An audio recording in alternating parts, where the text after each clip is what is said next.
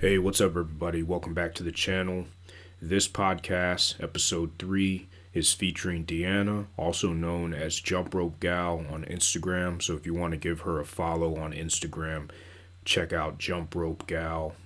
She is an outstanding rope jumper and someone who brings a different and refreshing approach to jump rope. So I enjoyed this conversation with her, and I hope you do as well. Let's get into it.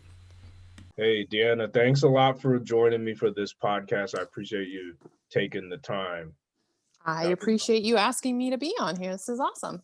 Yeah, I'm looking forward to talking with you and asking some questions and figuring out how you do all those crazy jump rope tricks that you put on Instagram. Those are really great. You're not going to like my answer, but okay. Oh, yeah. No, I'm sure everyone will like it. A response just came into my head while you said Yeah. that. I'm like, oh no, he's not going to like this. Yeah. No, I think everybody will be interested in it. So, but first, I want to start off with how did you actually start with jump rope? What got you into it? Yeah, so it's like those drop downs in Facebook for the relationship status, and I always tell people it's complicated because it's not a clear cut answer. So, in terms of jump rope and me, so I'm going back to 6th or 7th grade in Catholic school. They gave us jump ropes, like they gave us the long double Dutch ropes. There was no one there to teach us anything about jumping rope. We just had the ropes. And so the girls, we just started doing double Dutch. We had some sort of understanding of what it was. And so that was really, really fun. And even at that point, I was already in multiple sports because I just love moving my body. And as a generalist, I just wanted to do every sport I could get my hands on, if that saying makes any sense. But anyways, so double Dutch there. And in 7th grade, I was the double Dutch queen, if you want to call it that. I mean, we had just a competition. This is just at recess. This isn't some formal anything. And I jumped doing double Dutch the longest. So there's that. So 7th grade, right? Age 12. Fast forward to my late 20s. I started CrossFit at 28, over a decade ago. And we know what's in CrossFit, double unders. Yeah, it's all, and there's no really good teaching, especially over a decade ago. Like when you, as a CrossFit coach, you take the CrossFit L1 course, and hopefully you're being mindful as to teaching people how to do moves properly. But then when it came to jump rope, like for the most part, no one had any idea of like what or how to coach in double unders. It was just, a lot of the times we get the idea in CrossFit, it's just go, go, go. Of course, there's always safety comes first, but with double unders, it's like, just try to get the rope underneath you twice, right?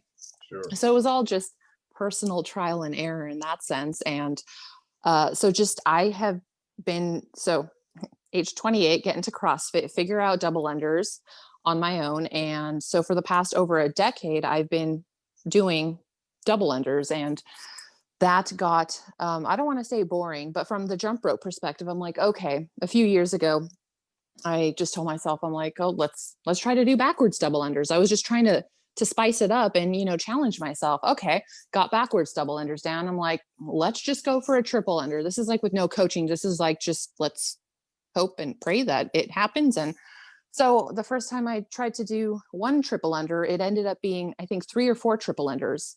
And those things happen so fast. Like it's hard to have any conscious understanding of what your body's doing other than I just went faster. Right. And it worked. So that was the whole CrossFit with jump rope. And then in 2018, in about September, October, I saw this post on Facebook from the CrossFit. I don't know which branch of CrossFit it was at the time. It was a posting from one of the CrossFit groups. I don't know if it was the seminar staff page on Instagram that said they have a jump rope workshop, a CrossFit jump rope workshop. And so I saw that, got really, really excited. And I just messaged them. I said, hey, if you need a box in the San Francisco Bay Area to hold a jump rope workshop at, you can have the box that I coach at, And they responded back right away, very friendly people. And October 2018, we held a CrossFit jump rope workshop at my box here in the San Francisco Bay Area. And then, well, that first of all, and the programming for that was done by Buddy Lee.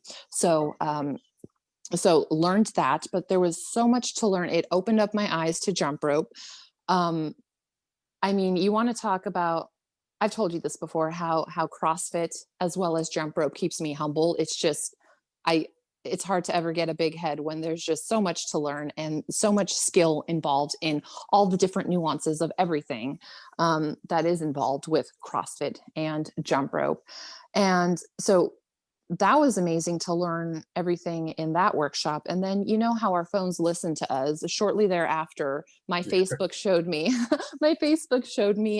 jump rope. It's the cross rope group that you and I met in. So at the time it was jump rope fitness group. That's what it was titled at the time. And it had tens of thousands of followers. And so I saw that, I joined that. And then that's when I really started seeing all these various types of skills and moves that people do, that it just jump rope has opened up my eyes. It opened me up to a whole new world out there. And, you know, that group, it's beautiful because that group has so many different types of people. It has the fitness jumpers. It has the ones who just want to do freestyle or skills. It has people in there that have been competitive jump ropers. So, but it was such a, I haven't been on Facebook, so that's why I'm saying it was for past tense. It was such a welcoming community, and everyone was there to support each other. And there was no haterade if you were this type of jumper, like you didn't communicate with the other type. Like it was just one big happy family of everyone doing their own thing and supporting each other in any way we could and cheering each other on. So here we are now, 2021. So just brought us up to speed. And then started going on Instagram and then seeing other jumpers there and learning from them too. Yeah, no, that's really good. But I remember watching you in the beginning when we first got into that group. But then I see that you transitioned over to doing the really complicated tricks that if I try to do one of those tricks, I might hit myself in the face with one of the handles. So how did you transition to doing that, and where do you even come up with those tricks? I've never seen anybody do it before.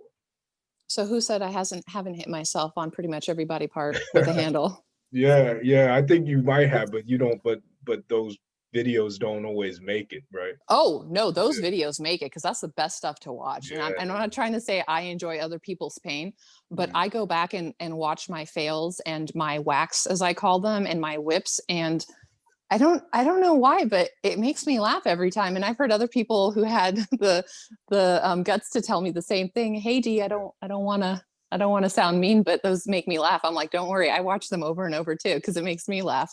So those definitely make it, because I want people to see that none of us pop out of the womb doing this stuff as much as many people may think. I mean, I can ask you, you have your style of jumping and your intention for what you use jump rope for. And when I watch you jump, I'm in awe, because it's just like, it's smooth. But did you pop? You didn't pop out of the womb doing that, right? You had to work up to it, of right? Course, yeah. Built a habit. Mm-hmm. Yeah, you got to build up to it. So initially, it was probably only about maybe a month or two where I would just jump to music, put a song on when I was at the box, hopefully there by myself, and just had the song to just jump to, and just doing whatever the song made my body want to do. And then being in that jump rope group on Facebook, I would see so many people doing various skills and whatnot. And like I told you, my whole life, I've always been a generalist. I've done every sport I could do. I was the main one though was I was a competitive swimmer year round for 9 years, from age 9 to 18. So that was like my mainstay. And then Catholic school, there was soccer, volleyball, basketball. And it wasn't until 28 when I just started doing CrossFit. But before that, I was just at a regular gym, 24-hour fitness, doing my own thing. So I've noticed I've never been particularly good at any one thing. I was never good at any of those sports, but I was always pretty competent, not having much training.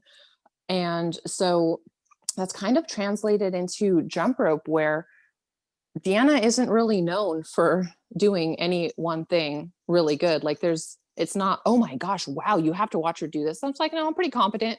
Try not to kill myself, try not to hurt myself.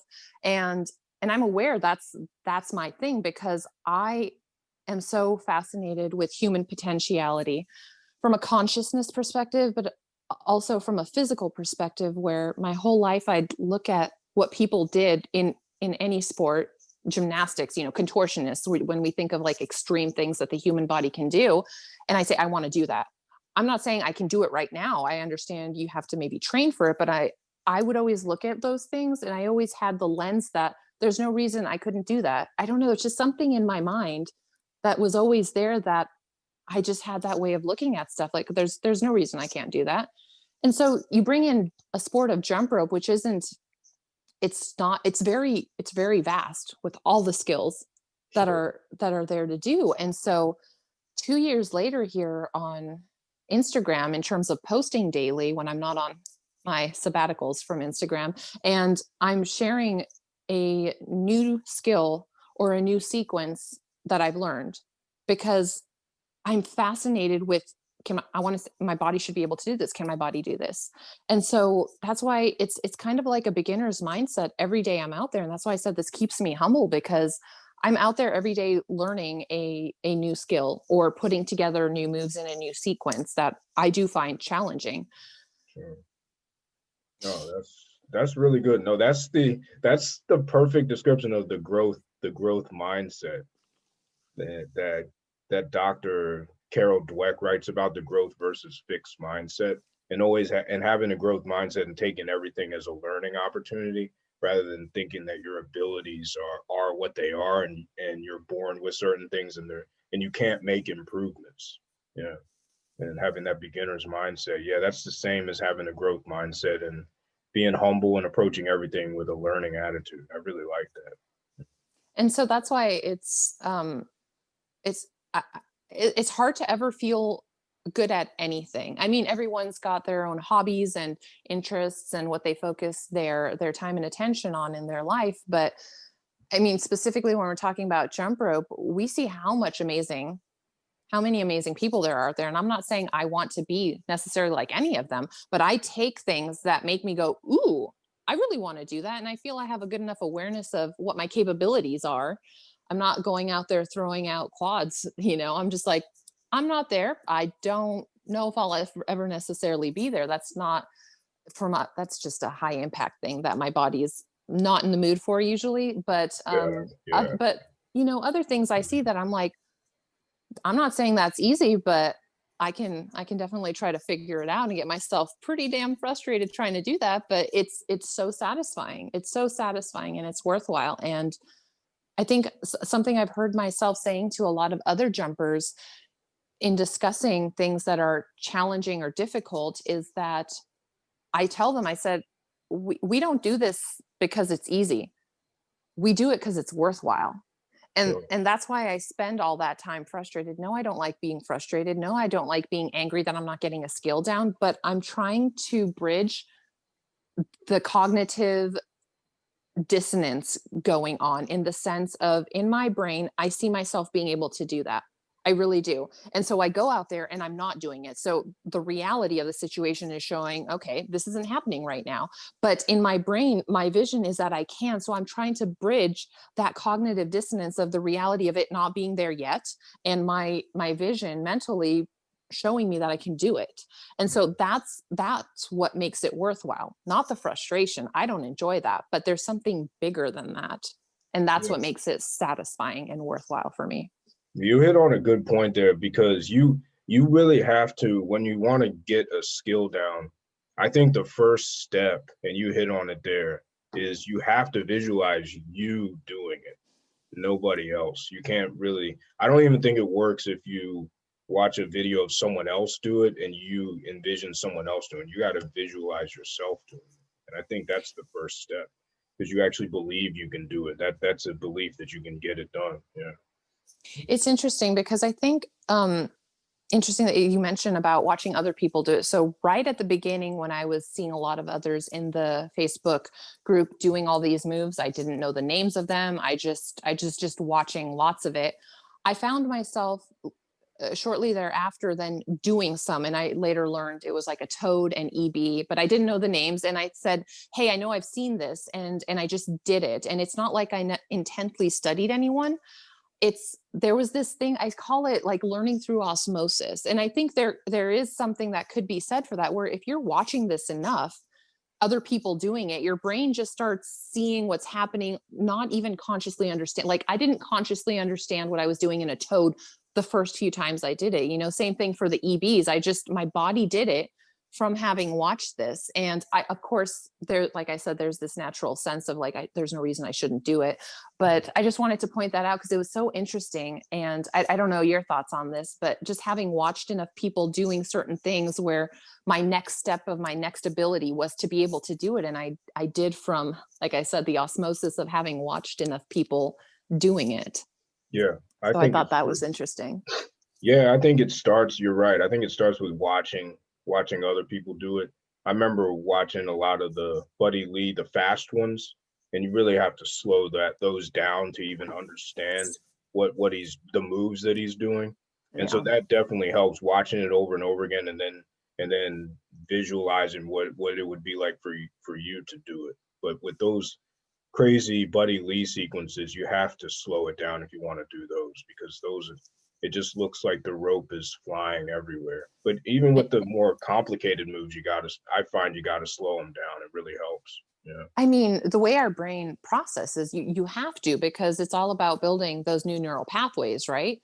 I Yeah. mean, you can't, I mean, maybe someone can go try to do a double under without having to have done a single under, but we need to get the brain body connection going. And it's really all in the mind. I know people talk about muscle memory and whatnot, but it's really what's going on in the mind. Like that's controlling Yeah. everything else. So yeah, all my tutorials, I tell people, if you can get the rope moving, as long as the rope's still moving, but keep it moving as slow as you can possibly do it. Cause then, the rope's coming over your head. Okay, what am I instructing you to do next? I'm instructing you to cross here. But like, if you're going too fast, like the rope is already on the floor and your arms didn't cross your body when I told you to. So Yeah. yes, slow things down. Once again, that comes back to like the humble part and letting the ego step aside and having that beginner's mindset of like, hey, this is going to suck. I mean, it probably should suck when you're just learning something new, right? But Yeah. we need Absolutely. to get through the sucky part to get onto a more smooth, masterful place. No, that's true. I would like to know this though. What I think you have a lot of jump ropes, but what is your favorite and best that you have ever used and that you currently use? See, that question, it's this, I can't answer that.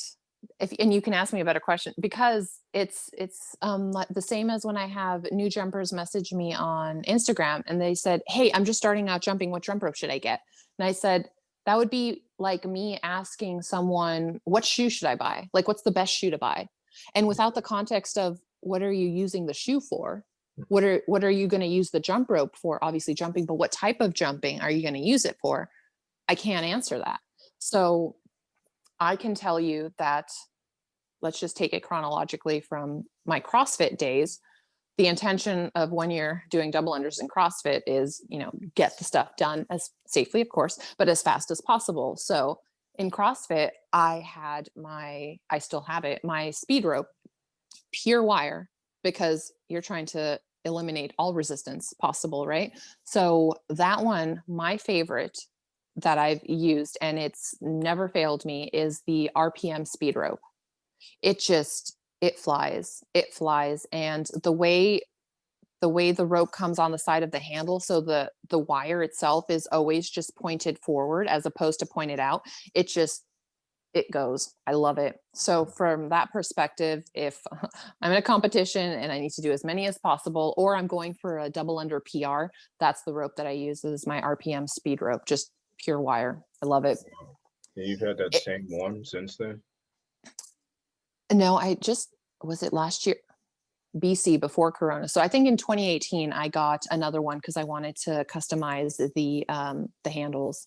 And so I had it customized to say, make it feel easy, because I found myself telling people over the years in coaching CrossFit as well as coaching double unders, if it doesn't feel easy, it's not going to be sustainable. I mean, I don't know how many people are out there, even how many people you can think of that can do, for example, 100 double unders, and they do it improperly with improper form, struggling, like looking like they're struggling. Like it's not sustainable when things are improper, when things feel hard.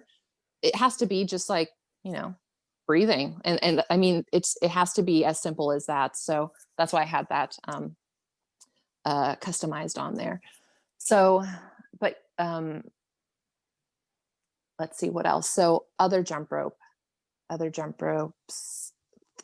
Okay. So most of the videos that you'll see on my feed are mostly doing the various skills, lots of releases, wraps, and just other jump rope skills. And so that, my favorite is the beaded rope, because the resistant, it's heavier. You feel the rope holds its shape better, and it doesn't get tangled.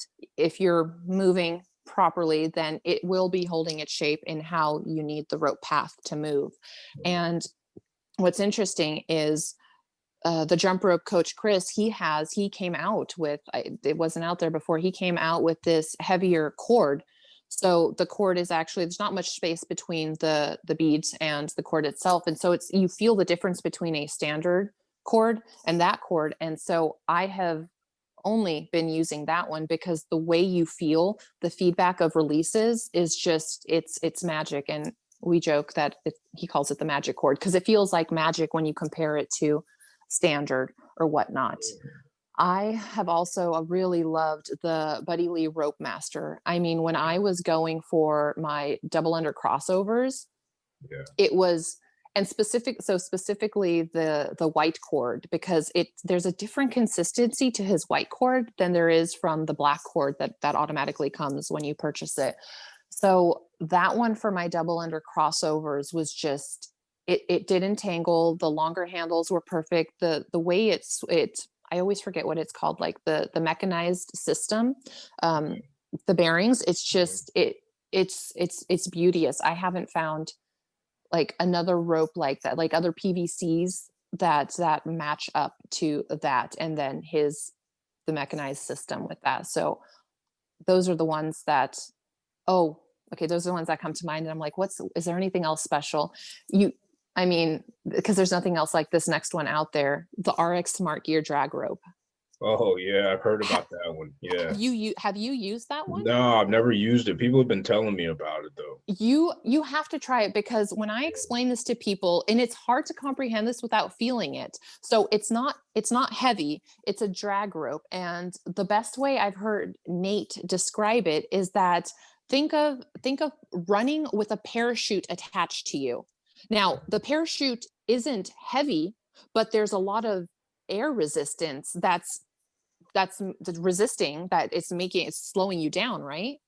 And so the drag rope is the same thing. Like doing double unders with that, it's more challenging, but it's not necessarily heavy. And so if that makes sense, if you think of that parachute analogy, it's not a heavy rope, but there's a lot of resistance. So that one's in a class all of its own, because I don't know of any other type of drag ropes out there. So that one's really fun even for doing releases and floaters, because it stays lifted in the air longer than a regular rope. So yeah, that's a special one also. So if people want to train not necessarily heavy, but more resistance, like for double unders and whatnot, that one's a great one.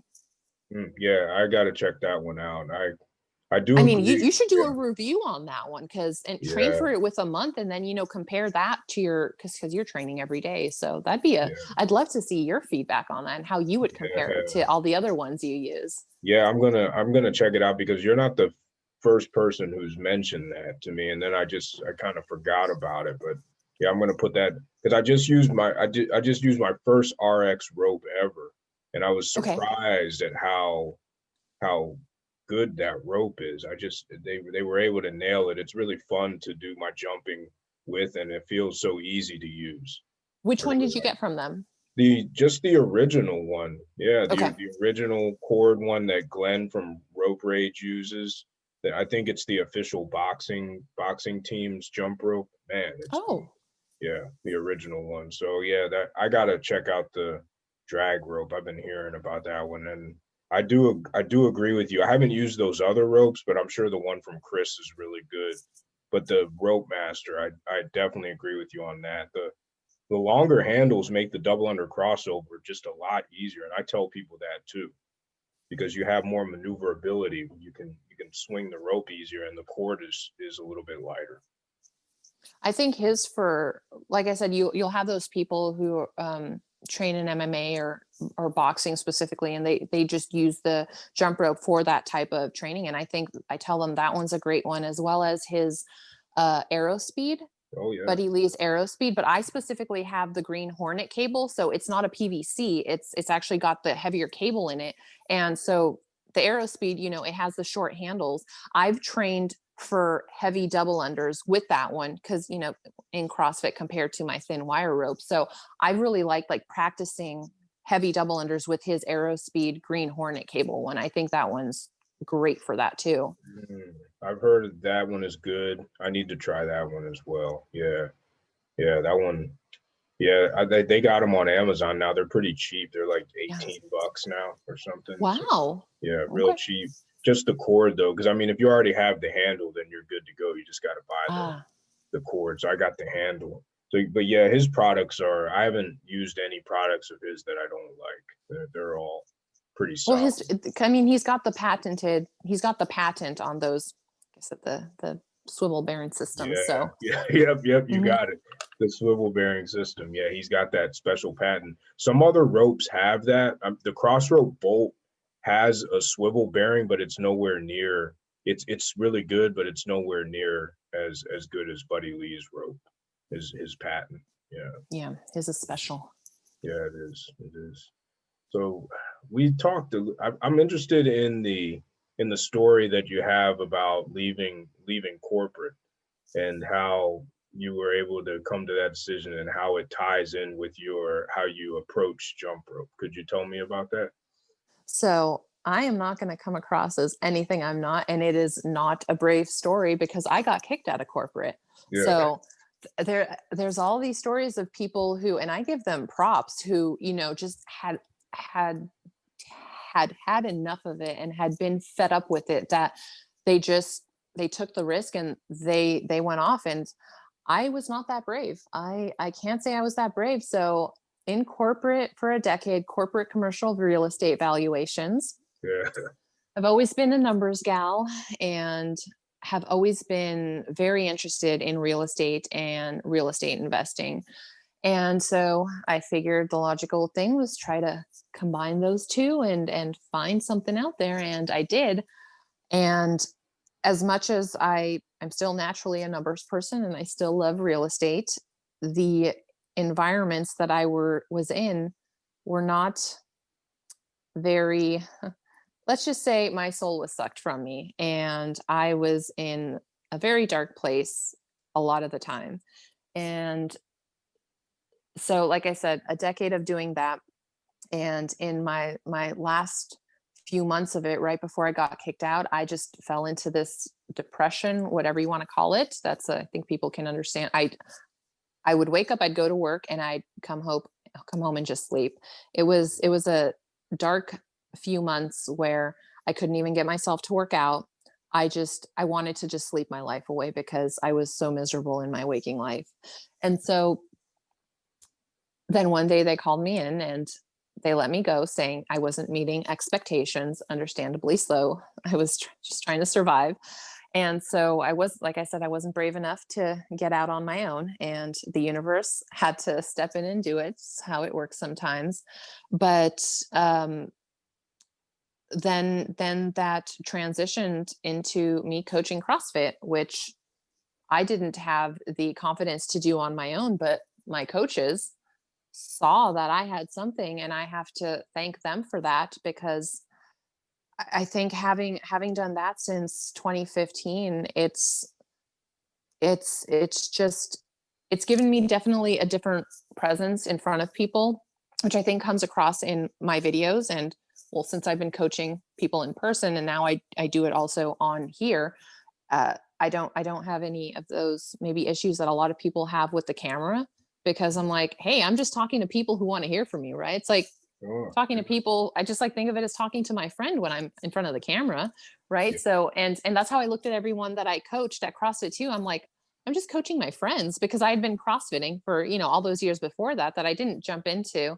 I don't know these people. It's like, I know these people. These are my friends. Now I'm just coaching them, which seems strange, but so I do have to thank my coach for definitely seeing something in me that I didn't necessarily see. And that's the extent that he tells me to this day. I said, what did you see in me? He's like, I saw something. And it's like, I'm still wondering what he saw, because I didn't see it. But I don't know if you have a more specific thing of how tying that to jump rope, because I didn't jump out of corporate on my own. I was given the boot. So I didn't know if you had something more specific. No, I mean your style of jumping seems very free, and you just do what you feel in the moment. So I thought that Ah, was, yeah.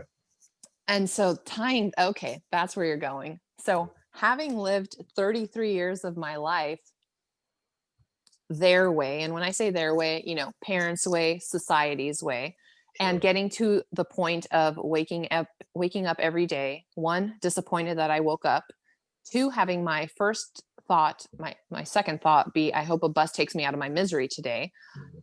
If I did everything the right way and their way, and it got me hating my life like that, and feeling like a waste of oxygen, I vowed to myself when that happened that I was going to do everything the opposite of what I had done. And this isn't a mindless opposite. This is a very mindful, okay, I was taking action and making decisions, being pushed by the fear of, if I don't do this, I don't look like a responsible adult to my parents. I look like a lazy bum. I look like I'm just willy nilly irresponsible adult, right? And that was being pushed by a fear of what my parents thought and how we have been taught by society of what is good or responsible or whatnot. So the opposite choices were, okay, well, what do I really feel like doing? And I've spoken to you about this before, about this goes from this is literally a moment to moment thing of, even when it gets to dinner time tonight, me checking in with my body and saying, well, what is my body feeling like tonight? Like there's an innate intelligence within that knows that maybe I have that it's asking for more protein than some other nights. And usually I'm very into carb stuff, but some nights I feel my body asking for the protein, and that's not something that I can plan on a cognitive level, right? Because what we try to the rigidity that I think a lot of us have created our lives to be is not necessarily a natural thing. Yes, it's natural. We're going to eat every day. We're going to go to the bathroom. We need to rest and recover. We're going to move our bodies. That's a natural.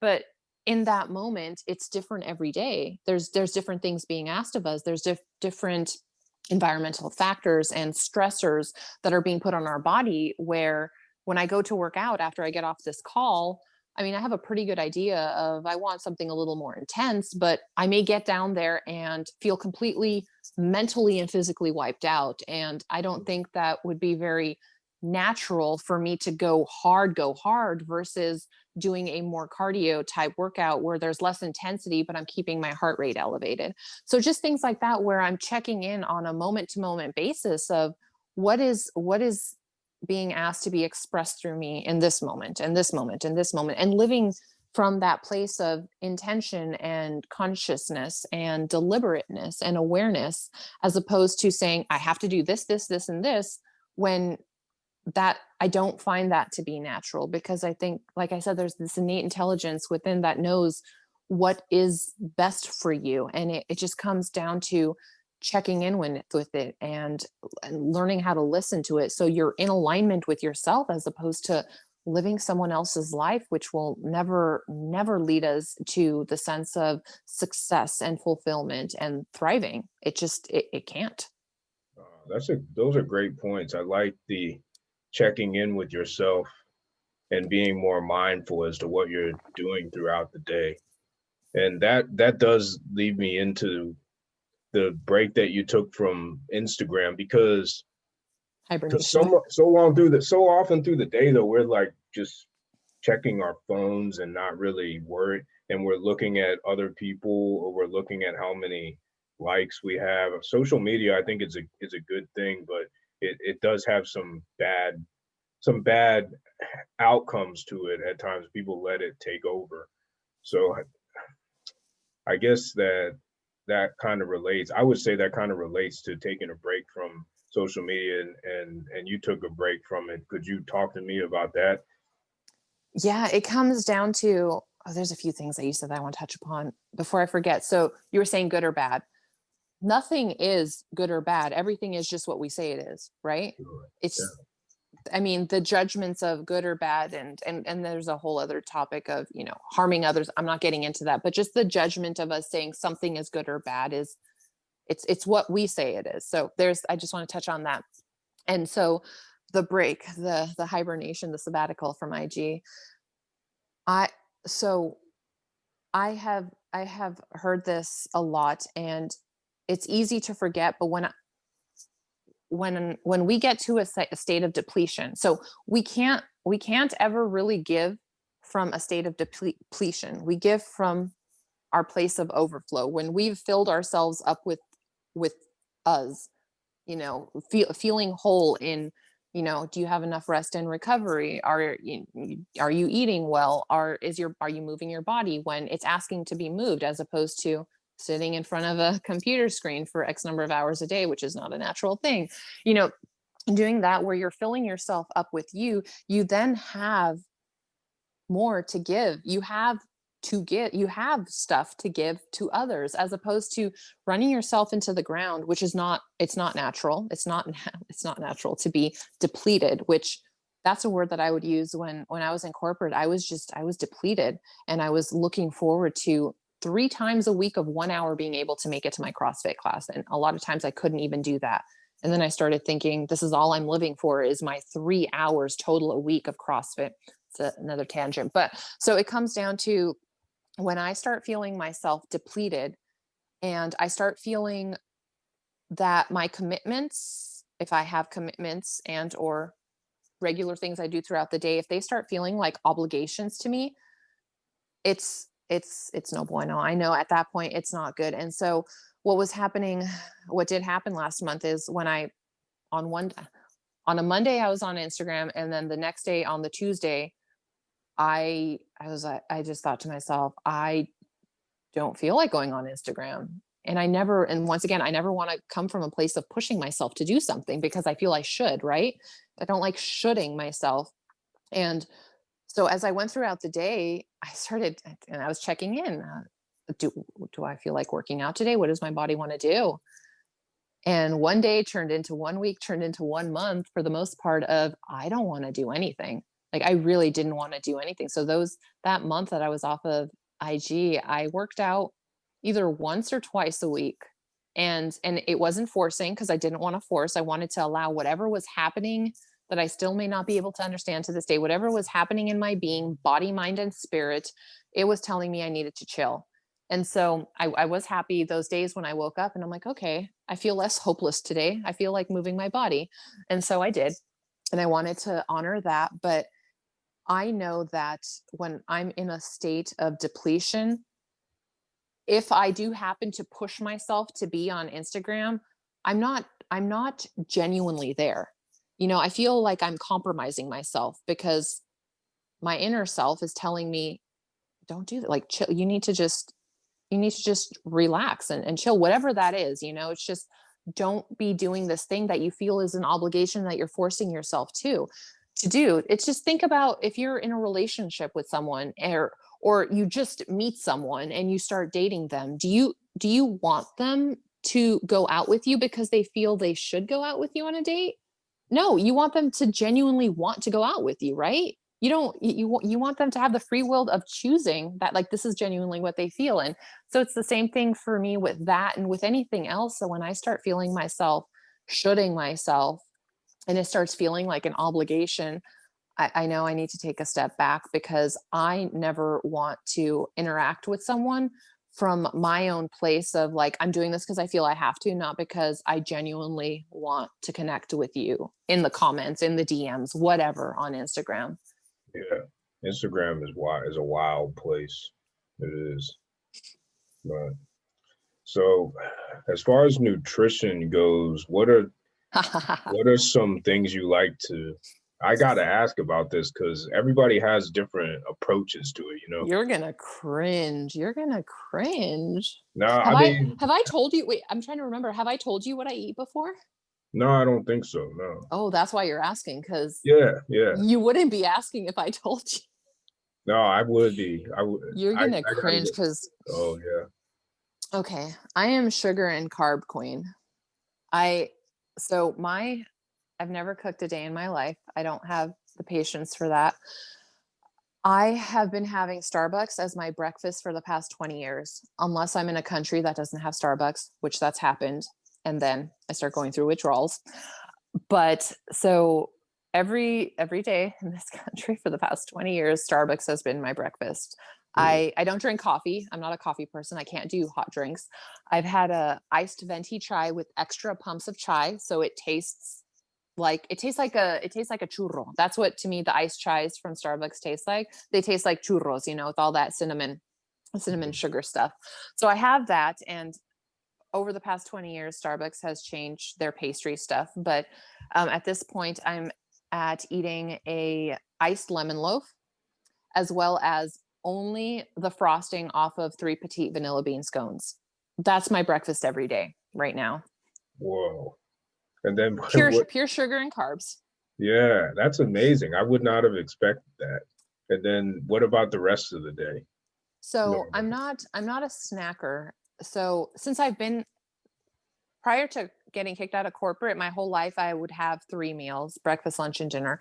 When I Yeah. got out of corporate, since I was able to sleep longer, now when I wake up and get breakfast, it's usually around noontime. So I'm down to 2 meals a day now for the past 6+ years, and I'm not starving myself. I'm not into that thing. It's since I have my breakfast later now, apparently most people's lunchtime, that's my first meal. Go through the day, work out, and then after I'm done working out, get dinner around 7 or 8. And so dinner will range from uh, chicken tacos, fish burritos. I haven't been wanting pizza lately. What did I have? Oh no. Okay. I was going to say, what did I have last night? Last night I had ice cream for dinner because I wasn't that Just hungry. You're going to just love that. ice Yeah. cream. Wow. Just ice cream. I drove to this place in San Francisco, a very famous ice cream place called Mitchell's Ice Cream. They have the best ice cream. Um, that was last night. Thai food sometimes. I'm trying to think of what else is. I'm basically mainly been on like the chicken tacos from this really good taqueria and fish burritos from there. But sometimes burgers and fries. Um, yeah, I tried the whole vegetarian thing for 9 years. 9 years. And I did it from the perspective of being very logical, where I said, I wouldn't eat my babies, my cats, right? So why am I eating other animals? Because it bothered me mentally. Like it really does. And now that I'm back to eating it, it does to this day. And so I initially started out as a pescatarian, where I then the only animal that I ate was salmon. I wasn't really into any other type of fish. So that was initially the only animal I ate. I think so I guess for 4.5 years, I was a pescatarian. And then one day I bought it. I was at work. I brought it back to my desk, and I couldn't get myself to even eat the salmon. I was disgusted that internally that I was eating this animal still. And then so for the next 4.5 years, just vegetarian. So this is the funny part. I was a vegetarian that didn't eat vegetables because I don't cook. I don't eat vegetables. What were you eating, Deanna? Usually like French fries for dinner. Like that's what I would end up eating. A lot of nights would be French fries, I guess cheese pizza, but there's a veggie burritos. I would eat veggie burritos too. But it wasn't like I didn't get my daily like intake of vegetables. So I was a vegetarian that ate candy a lot. So there's that. But so I just wanted to throw that out there that I tried the whole vegetarian thing. That was like a long like 9 years, 4.5, and then 4.5. And then there was this one weekend where I woke up, I didn't even want my Starbucks sugar. And that something has to be off for me to not want my sugar, because I look forward to my Starbucks breakfast every day. All I could think about were clucks and fries from Red Robin. I don't know if you guys have Red Robins where you are, but it's like, Red so Robin. Oh, all I man. wanted were clucks from, like, I didn't even care about the fries. I just wanted like the clucks from the clucks and fries order. And I couldn't stop thinking about it. Like morning to night, I'm like, I was at this point where I had lost my hunger for anything else, and I couldn't get that out of my mind. And I think another week went on, and I told my friend, it was actually my coach's wife, I said, I can't get this out of my head. And my whole thing is about living in alignment with ourselves, right? So one of my top 3 values is freedom. I realized the irony of how I was imprisoned by controlling what I ate. It's like, outside of the not eating animal, I did let myself eat anything I wanted because I wasn't trying to control it, but I still had this part where I wasn't being free. And listening to that innate intelligence within, like if my body was asking for those clucks, that chicken, it knew, like there was something there that it wanted, whatever sort of protein that, like my body was screaming at me for that. And so it came down to, if I'm really about living free and being free and in alignment with myself, I'm not saying I'm okay with like on the mental level, I'm not okay with it, but I want to listen to that innate intelligence within that knows what my body needs way more than my cognitive brain will ever understand. And so one weekend, I think within a week of like me only being able to think about the clucks, she ended up taking me to Red Robin's. I think it was March of 2017.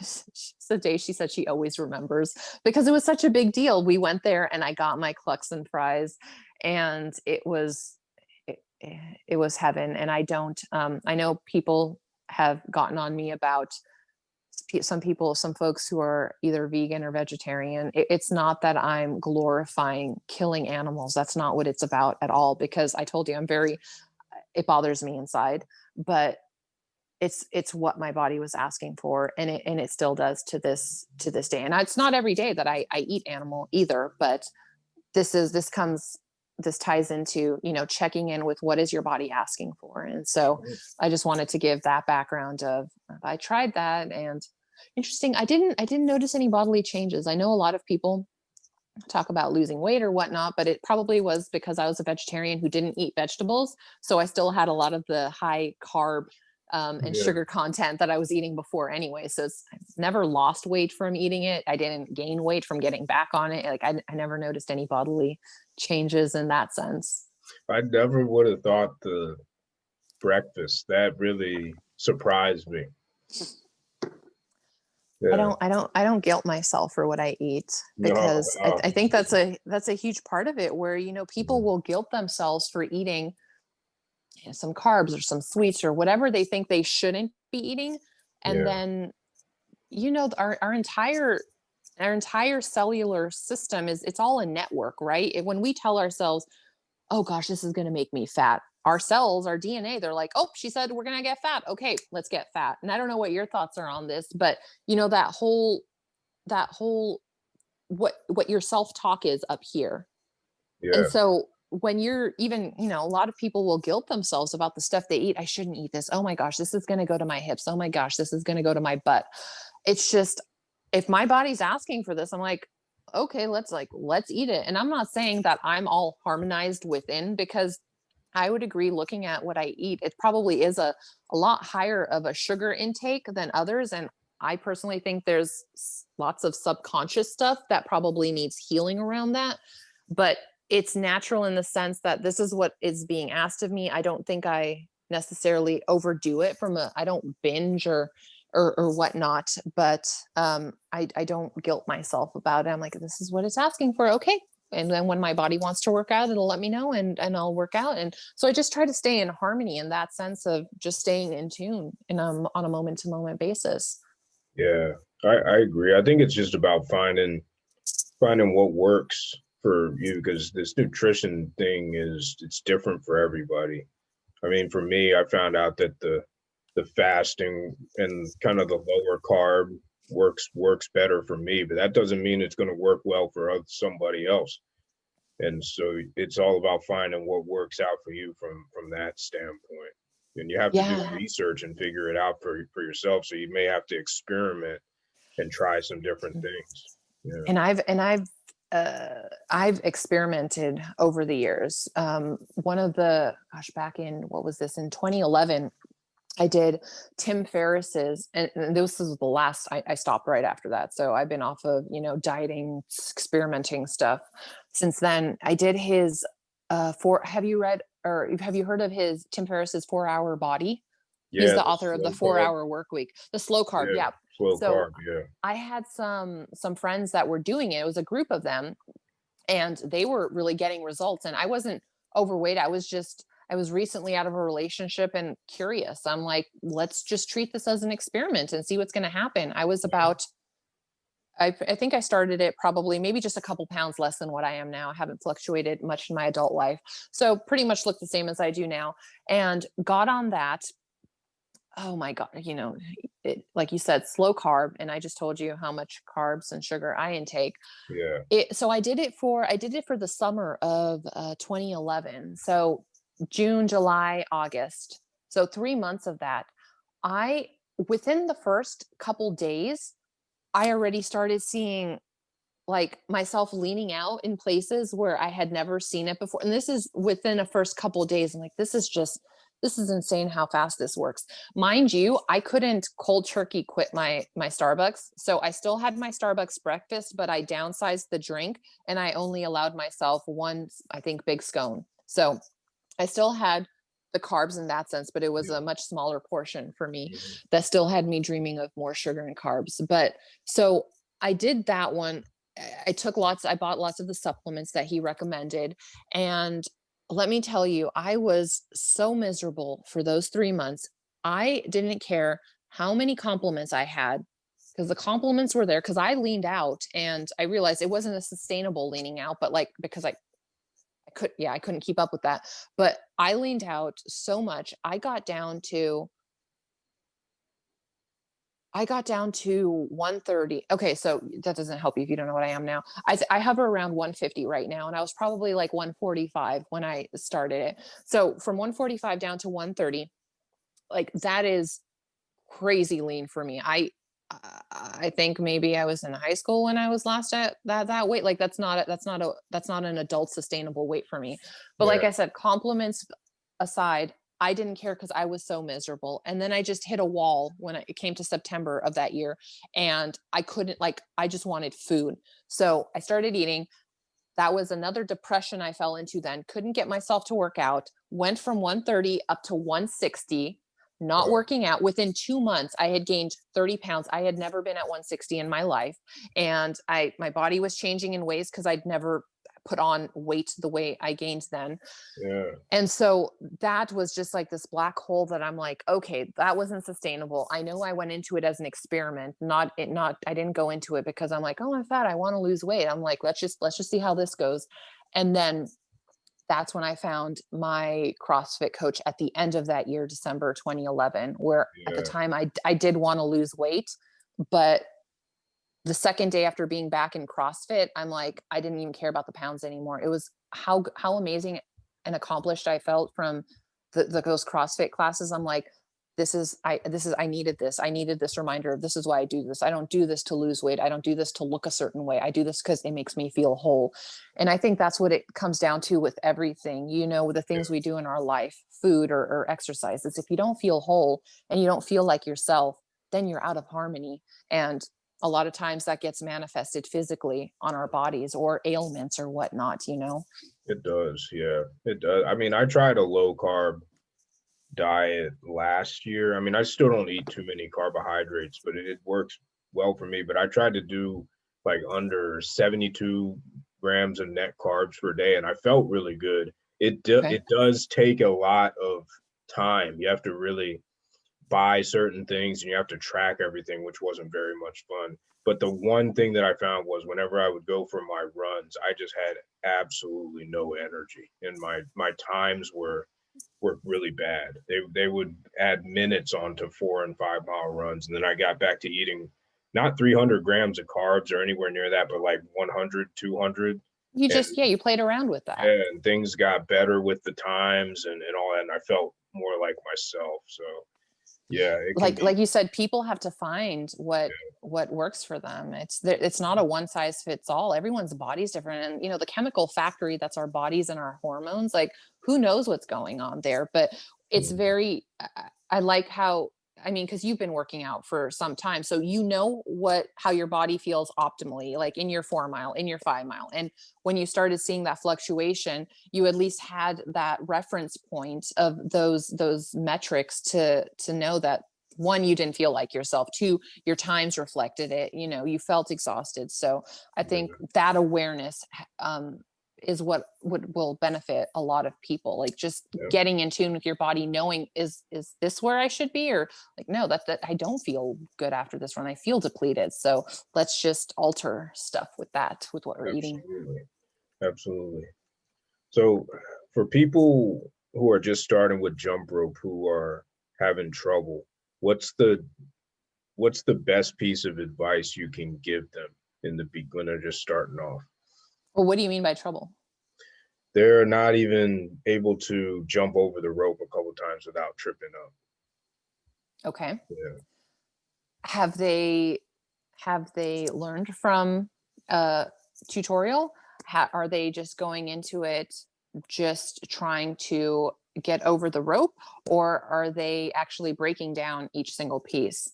So those are the things that are coming to my mind to ask. It's so interesting because even with the things that I learn, and I go to Nate and Chris for help with coaching, and they've told me this, and I try to remember this for other aspects of my life too, because it's so true. I think Nate's the one who told me this, that he said, when I'm trying to learn a TJ, which is a triple under move, he's like, you're picturing, you're only thinking of trying to clear the rope in that last under. You're not focusing on the side swing that's happening, and then the toed movement that's happening, and then the open. You're already thinking of that end, so you're not focusing on what has to happen before that. And so I'm tying this into a beginner starting. It's understanding, what's my proper body setup, like what should I be feeling, what should I be focusing on when I'm jumping, how am I supposed to be landing, what body parts are doing what in what moment. And so as simple as we may think a single under, a regular basic bounce is, there's lots of, like, when you start talking about coordination, there's a lot going on there. Like when you think about there's a lot going on. Your body's trying to move this way while you're trying to pull the rope under you this way. And what are you really doing with your knees? Are your arms out here? And then, even breaking the arms from like this pivot point to this pivot point to this pivot point. What's all this doing? So going back to what you said initially of take it slow. We want to get one good single under, one good basic bounce before we can get 10, right?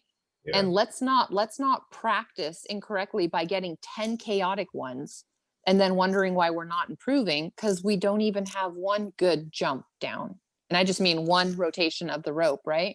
So that's what I'm always telling people, like, even especially when people want to learn double unders, and this happens a lot in CrossFit, I'm seeing them do 10 crazy chaotic looking double unders. Yeah. And then they're wondering why they're not improving. I'm like, because you don't even have one good one down. And like, this is where we got to take that ego out of it. It's like beginner's mindset again. We have to scale back before we can then scale up to what people think is what the right way of doing it, right? So slow down, take it slow. Generally speaking, please don't overdo it, because how many times have we heard of jumpers who get so excited, which I understand, because the addiction and the obsession is real. They get into jump rope, they tell us that they've been jumping for an hour every single day, and then they're asking why are their shins in so much pain, because they overdid it. And I understand a lot of times our body it feels fine. And that's why we just keep going and going. And then the next day we wake up and we're in immense pain. So I know people don't want to hear to like take it easy and slow down, but don't overdo it.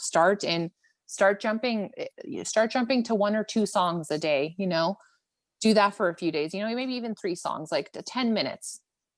And then if after a few days you're still okay, just take some rest in between, of course, but then maybe up it to 15 minutes a day. I mean, it sucks. We don't want to feel held back, but this is a lifestyle for many of us. And we want to be doing this for decades to come. And if we injure ourselves now, like what good is that to us? This is a marathon. We're doing this for the rest of our lives. We're not just doing this right now to win some sort of, I don't know, race for today. That's not. So I always think about that, because I think about when I'm 70 and 80, I still want to be whatever that looks like for me then. Like I still want to be able to be doing this. So Yeah, I agree with you. That's the main thing that I like about jump rope, is that, I mean, you can do it until I've seen 70, 80-year-olds doing that. And it's because they started when they were like 20, 30, 40, and they built a good foundation and they kept going and they didn't push it. They always had tomorrow in their heads. I want to be able to do this tomorrow, maybe 10 years from now. absolutely. Yeah. So there's the separate points of like, let's learn how to do this correctly for beginners. And then there's the please don't overdo it because you're so excited about it. Yeah, absolutely. And also the reminder, like I said before, none of us popped out of the womb doing this, right? That's None of right. us. None of us. We've all started as a beginner. So No, that's true. That's great advice. That is great advice. You do a lot of pretty, what I would call, complicated tricks. So what's your process in learning those and making them look as good as you make them look? well, I personally don't think I make them look as good as you're saying they look, because like I told you before, I'm such a generalist, and that's why I'll do the multiples, I'll do the releases, I'll do the wraps, I'll do the power moves, like everything I want to get my hands on, right? And so uh, I don't drill everything that much. Like what you people see me post, like that's what I worked on that day.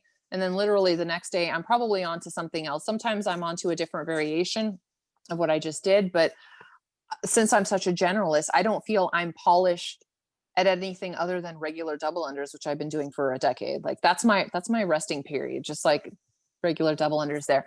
But a lot of what you were initially at the beginning, when you said you wanted to know how I do it, the thought that popped into my mind that I said you're not going to like the answer to is, honestly, a lot of the times it's on a hope and a prayer. Like I don't know if it's going to work. And so this is what's interesting. Yes, there's the aspect of we need to process in our minds what our body needs to do in a lot of, if you're putting a sequence together or whatnot. But there's also this thing, and I don't know if other people do it, but in wanting to be in tune and in the flow with my own body these past 6.5 years, I will just literally go for it. And of course, I'm not talking about if something seems unsafe, I'm not talking about that, but my feet are on the ground and I'm not at the risk of killing myself or severely injuring myself. I literally don't think about it and I just go for it. And that's when I tell people, like, I feel like a lot of things happen on a hope and a prayer, because I'm like, I don't know if I'm going to get it, but I want to be in tune with myself, that whatever I was practicing or watching, that it's going to come to me. And I know that that may sound silly, but it happens more often than not. And so that's why I just keep doing it. There's a processing part before, but a lot of times I just go for it, because I'm like, let's see if my body knows what it's like. I'm just hoping my body knows what to do. Sometimes it does, sometimes it doesn't. But if you practice certain things enough, you start gaining this trust in that your body understands the feedback and the revolution of what the rope is doing. And it's kind of like becoming one with the rope, where your body naturally knows, like, I'm just doing this, like a mic release or whatnot. It knows what it needs to do to keep the rope moving in the way it needs to move for me to then stop and catch the handle. It's like I don't need to think about that as much because I've done it enough. And I'm not saying every move I'm practicing is that, but there's a natural understanding of my body with the rope, with what needs to happen. And I just do a lot of things on a hope and a prayer. Wow. That does sound good though. I did like the answer, by the way. Okay. It's a good answer. Yeah, I mean, yeah, that's it. It works for you, so that's what matters. And everybody attacks this stuff differently. I mean, for And me, I attack it where I just do the thing over and over and over and over again and the watch the drilling of it. videos. Yeah, but that's just how my mind works. I'm a pretty deliberate left brain person, so that works for me. But And see, having and this works for how I want to show up in my life with being in tune with myself. Like yeah, this, so I'm very intentional about that, how it ties into my philosophy of how I want to do everything in my life, And I'm not saying I can't go out there and drill certain things, but just generally speaking, that's how it ties in with me, no, for that's me. good. No, that's good. And I appreciate you giving the answer. That was good. It's a good lesson to learn. You got to approach people life need like people need that. to find what works for them, Yeah, from the nutrition to how they move their bodies. We need to nourish and nurture body, mind, and spirit, right? And that looks different for everyone, but we can't deny that we need to nourish and nurture those three aspects of ourselves, or else we feel out of harmony with ourselves, right? So yeah, everyone needs to find what works for them. absolutely. Well, I think that's a good point to end it. I think those are great words of wisdom that we can all use. And I really appreciate you joining. And we'll have to do another one of these. And thank you for sharing your wisdom and your points of view. I really appreciate it. I learned a lot today. Thank you for having me on here. I always appreciate chatting with you about this stuff. This is fun stuff. So thank you so much. All right. Thanks a lot for tuning into this episode. I sure learned a lot, and I hope you did as well. As I said in the beginning, if you would like to follow Deana on Instagram, you can type in Jump Rope Gal. I believe it's JUMPGAL and then an underscore. But if you search for those letters, you should be able to find her. She's got a lot of outstanding tutorials and a lot of very unique tricks with the jump rope that you can do, and she will walk you through those on her Instagram tutorials. So definitely check her out. Until next time, stay safe, stay healthy, jump rope to freedom. Peace, everybody. Thanks for your support.